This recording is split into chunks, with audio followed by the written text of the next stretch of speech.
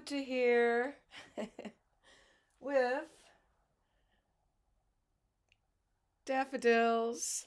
It's the beginning of the season when I have bouquets in almost all of the rooms in my house. Ooh, I don't want to lose this face. It's a little bit of an antique. And also, you'll notice that my orchid is going to bloom. It's just half open, and I've kept that one alive now for a couple of years. So I wanted to thank everyone. We are now above 700 subscribers, and I am anticipating a little uptick because of the tragedies which we are unfortunately hearing about and reading about.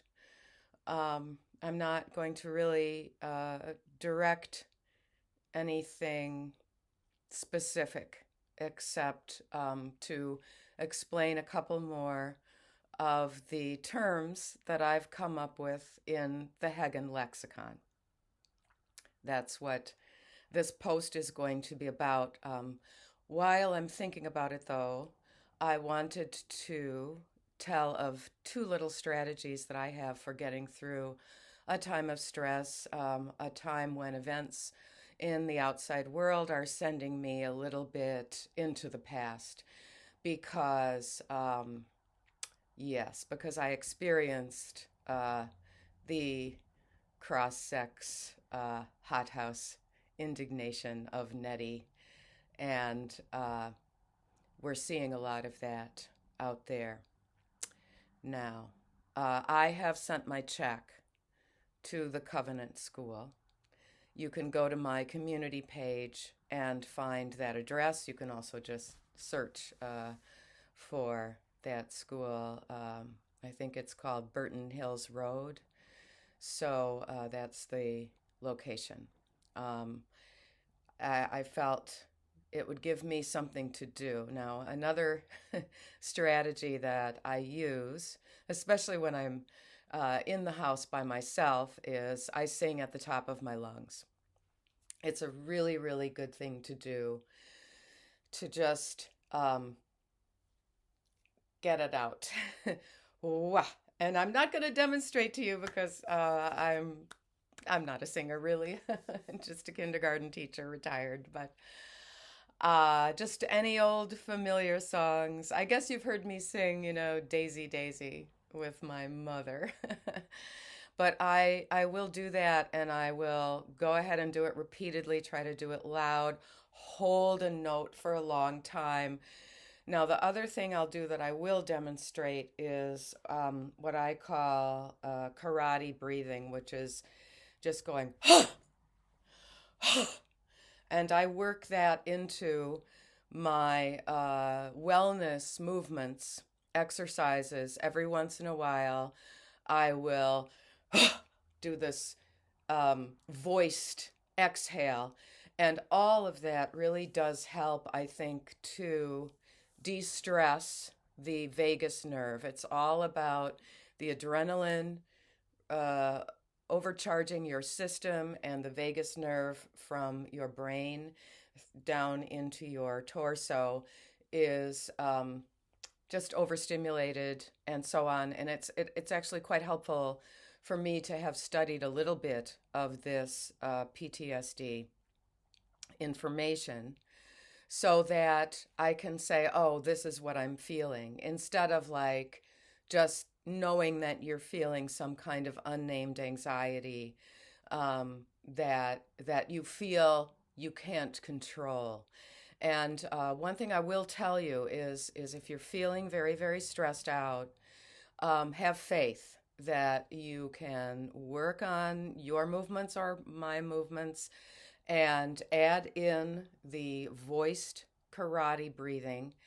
And you might not feel relieved immediately after, but the next day, typically, or a couple of days after following through with this practice, then the new brain cells that we grow every day, the new ones will be, I believe, settled in a calmer sort of neutral place. And so that's that's something I want to really give to everyone. And I honestly believe that if those kids who came to us expressing cross-sex ideation had training in this and really started some work on reconnecting to the body that they have, whether you think it's God given or evolved through the miracle of evolution, uh, you have your body, and it is your job to take care of your mind and your body. So now to the Heggen Lexicon words for today. Um, the pronouns Inquisition. Yeah. So with the misunderstandings about who had committed a terrible, horrific, heinous crime, uh, there was confusion, understandable confusion about how we are going to just name the perpetrator.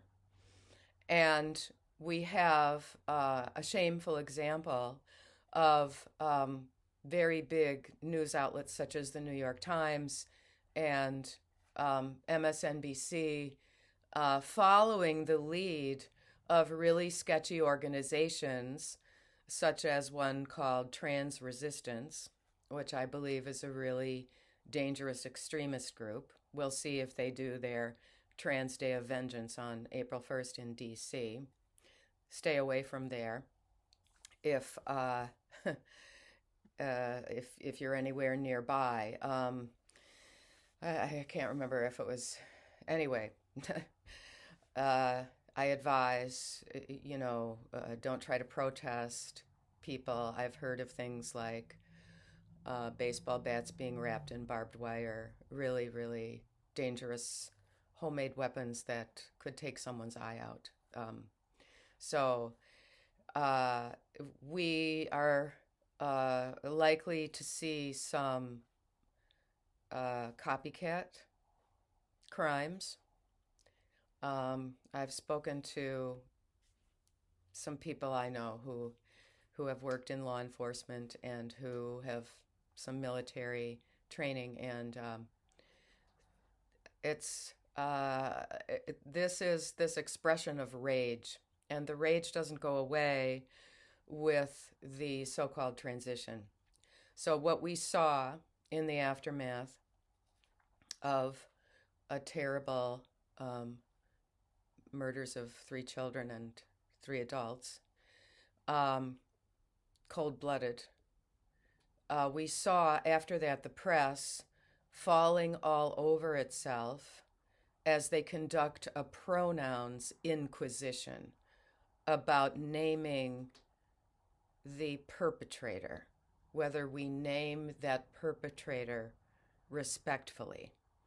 Now, it would probably be better if the press followed the protocols of not naming perpetrators, but it seems that is not going to happen. And this one particularly referenced in a text message becoming famous and going on the news. So the desire for fame is actually a kind of piece of the cross-sex ideation phenomenon.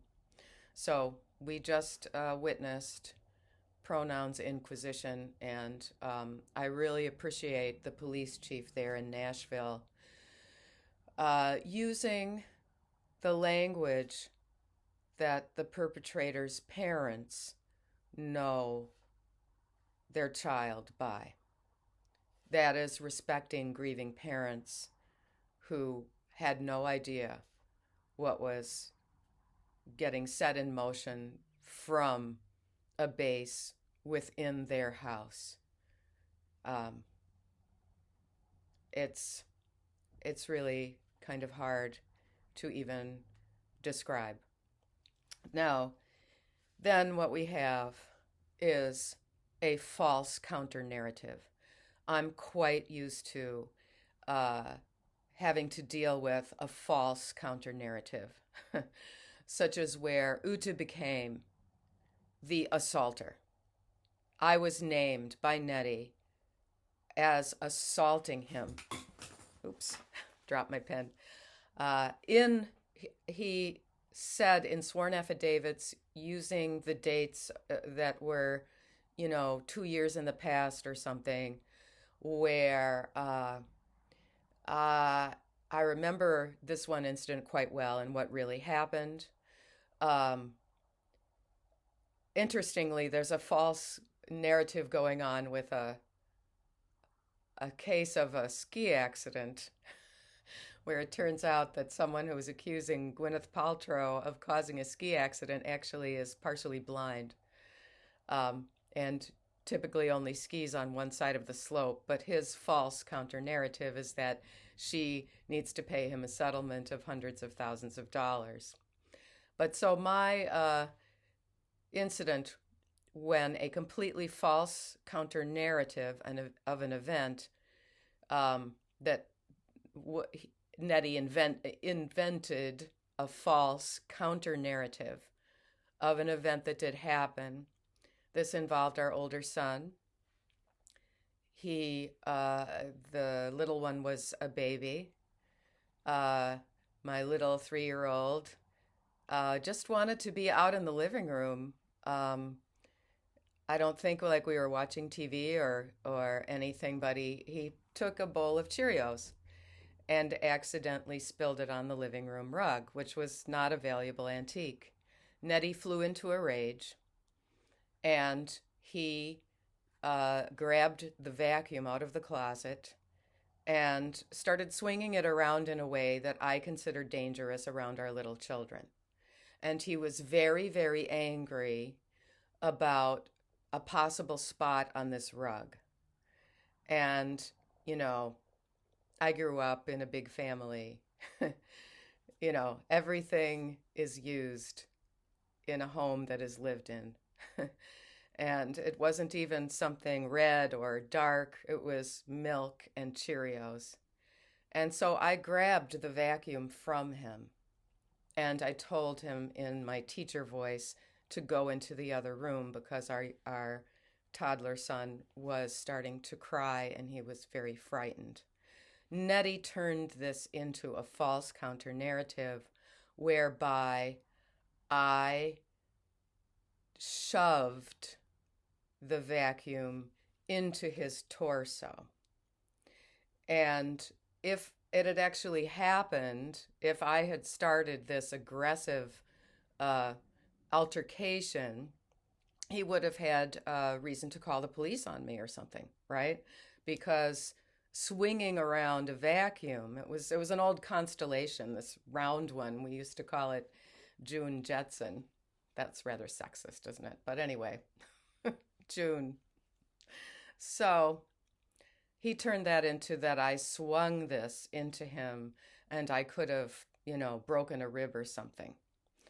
And because the date was so far in the past, I don't think they took it at all seriously in court. But of course, I had to spend money for my attorney to read this and answer it. I had to answer it, and I had to spend the legal fees on that. And the attitude, unfortunately, in court is, oh, they're always, divorcing couples are always just going to accuse each other of stuff. So, and the truth is, he had dropped our child when I was pregnant with the second one. And his tooth became discolored because he landed on his face. It could have been very serious. And my attorney advised me not to bring that up, even though I felt that it was a sign of his distraction and his flawed parenting. So there we are, a pronouns inquisition and the false counter narrative. Everyone, get outside. I have so much weeding to do. Thank goodness for the weeds. I never thought I'd say that. Be well in mind and body always. Like and subscribe. Share with your friends.